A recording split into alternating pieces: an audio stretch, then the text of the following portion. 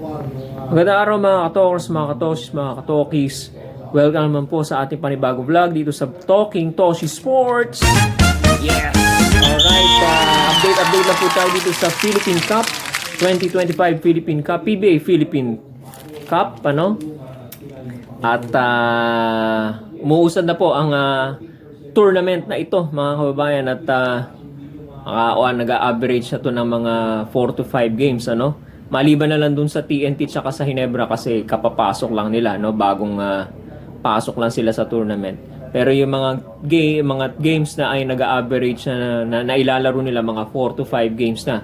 So tingnan natin mga kababayan, game results muna po tayo mga kababayan. April 23, NLEX Road Warriors versus TNT Tropang Giga. Tambak ang TNT Tropang Giga. Well, ang pangalan na nila ngayon ay Tropang 5G TNT. Panalo po ang NLEX 91 to 74. Barangay Ginebra versus Terra Firma. Panalo po ang Barangay Ginebra 101 to 80. Okay? 101 to 80. Gene Kings versus Terra Firma. April 25 game results. Ito, nagulat naman ako dito. Okay? At sa score, nagulat ako. Blackwater Bossing tinalo ang Northport Batang Pier 120-98. Okay, Blackwater 120, Northport 98. San Miguel Beermen, mas mataas ang Amats, okay, kaysa sa Barangay Ginebra. Nanalo po sila 104-93. San Miguel Beermen won over the Barangay Ginebra Gene Kings 104-93. Alright. Provincial game po sa Zamboanga. Magnolia Hotshots versus Phoenix. Mark Baroka versus RR Garcia. Nanalo po sila 118 versus Phoenix Fuel Masters 99. Magnolia 118, Phoenix Fuel Masters 99. Alright. Balik sa Maynila, 427, April 27. Rain or Shine Elasto Painters versus Meralco Bolts. Ano na nangyari sa Meralco? Sila ang defending champion po ng ng Philippine Cup.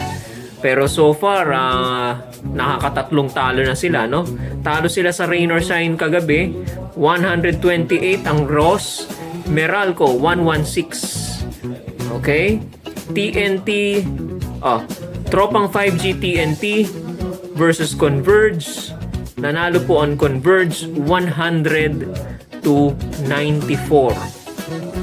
Converge 100, TNT 94. Alright. Yan po ang ating game results now. Ito ngayon ang team standings natin. Okay? Yan. Ang team standings natin ito. Alright. Magnolia, wala pa rin pong talo, 4-0. Followed by SMB, San Miguel Beermen, 3-1. Converge, 3-2. NLEX Road Warriors and Rain or Shine Elasto Painters, 2-1, both with 2-1 records. Ang Meralco naman 2-3. Ito yung sinasabi ko sa inyo, tatlo na ang talo ng Meralco. Itong break na to baka kailangan nilang magmuni-muni, no? At mag-isip-isip, mag-break muna sila. Baka makabawi sila sa susunod nilang game, ano? Barangay Ginebra 1-1, Northport at saka Blackwater Bossing 1-2. Phoenix Fuel Masters and Terra Firma Jeep nasa bandang baba 1-3. Samantalang itong Tropang 5G TNT wala pa pong panalo, 0-2, dalawang talo meron sila. Yan po ang ating updated team standings for today as of April 28. Okay? Now, sa upcoming games, ito abangan nyo na po, markahan nyo na sa kalendaryo ninyo. Sa April 30, sa Wednesday po, sa Philippine Sports Arena, sa Phil Sports Arena, Converge versus Rain or Shine at Northport versus Barangay Ginebra. Alright? Sa May 2 naman, sa Inares Gym. Ito bagong bukas na gym, ano? Ng Inares. Pagmamayari ng mga Inares. Sa Montalban. Ayan, sa mga nandyan sa... Ang alam ko sa Montalban, Rodriguez Rizal yan, ano? Kung di ako nagkakamali. NLEX Road Warriors versus Blackwater Bossing. Phoenix Fuel Masters versus TNT. Alright?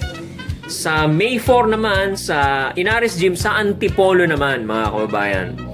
Magnolia Hotshots versus Terra Firma Jeep. Okay, at SMB San Miguel versus TNT. Okay?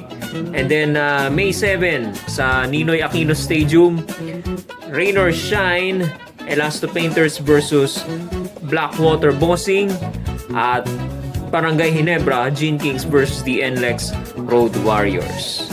Alright? At konting bali-balita lang po, mga kababayan. Hindi na po matutuloy yung pagbili ng Star Horse shipping lines dito sa Terra Firma Jeep. At lumutang ngayon itong mga gustong bumili. Well, isa lang yung lumutang, ano? Pero may dalawa pa raw na hindi pa dinidisclose ng Commissioner's Office kung sino yung dalawa. Pero nung nagpunta ang PBA sa Zamboanga, nag-usap na raw sila ni Commissioner Willie Marcial, yung may-ari ng Family Brand Sardines Zamboanga. Okay, Universal Canning Incorporated. Okay? At matagal sila nag-usap tungkol dyan sa PBA acquisition ng Terra Firma Jeep. Wala pa namang final, di pa napa-finalize, wala pa mang final say kung bibilin ba or ano. Nag-usap lang sila tungkol dito sa possibility na mabili nila itong franchise ng Terra Firma Jeep. Kasi sabi ni Commissioner, 12 to 14 years na silang nanunuyo, ano, or interesado na magkaroon ng team sa PBA itong Universal Canning Incorporated. No, siyang gumagawa ng Family Brand Sardines Zamboanga. Alright, so sabi ni Commissioner, abangan na lang natin, ano, at nakikipag-usap pa. At meron pa silang kausap na dalawa yata, ano, na interesado din. So kung ano man ang mga developments dyan, mga kababayan, i-update po natin kayo. O i-update namin kayo, no? Tungkol dito sa mga bali-balitang pagbili ng Terra Firma franchise ng Terra Firma Jeep ng FBS o ng iba pang interested parties, ano?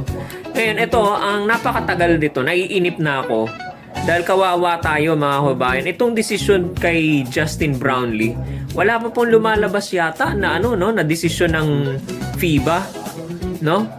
Kung ito ba ay isususpend nila ng 3 months ulit or ano ba, ban ba, gaano katagal. Kasi habang tumatagal, miikli ang oras, hindi natin alam kung magagamit natin si Justin Brownlee as naturalized player sa Gilas, Pilipinas. Napakalapit na po ng August, no? At kailangan na mag-practice ang Gilas. Okay, dahil 3 teams yung kakalabanin natin sa Group D. Hindi biro po yan. Kailangan nang mag-practice ang Justin Brownlee with the other teammates ng Gilas. So ano po ba ito? Wala pang balita, ano? Kung meron kayong mga inside reports, mga kababayan na nanonood sa vlog na ito, no? Paki-inform natin ang ating isa't isa, no? Ako rin, wala pa ako nakikitang balita or desisyon ng FIBA kung ano ang kanilang ruling dito kay Justin Brownlee. Dahil natuklasan kamakailan na gumamit ng recreational drugs itong si Justin Brownlee, or recreational substances, I should say, you know, recreational substances na pinagbabawal ng FIBA. Okay, ano kaya ang desisyon dito? Nagtatagal eh. March 31 yun eh. So almost 1 month na. Okay? So sana lumabas na yung desisyon kung ano ba. Okay, para maka-action tayo, para mapalitan natin kung mapapalitan ba't kung masususpend man si Justin Brownlee, mapalitan natin agad, makapag-practice tayo agad dun sa replacement. Hindi itong katulad nito na nagtatagal, miikli ang oras, nagiging disadvantage sa atin, mga kababayan, ano? Sana lumabas na yung desisyon kaagad-agad. Tutok lang po rito sa Talking Toshi Sports. Huwag po kayo mahihiyang mag-subscribe sa ating YouTube channel, Talking Toshi Sports. Like and follow our Facebook page, Talking Toshi TV. Maraming salamat po sa inyong lahat. Magandang umaga, araw sa inyong lahat, mga kababayan. Paalam!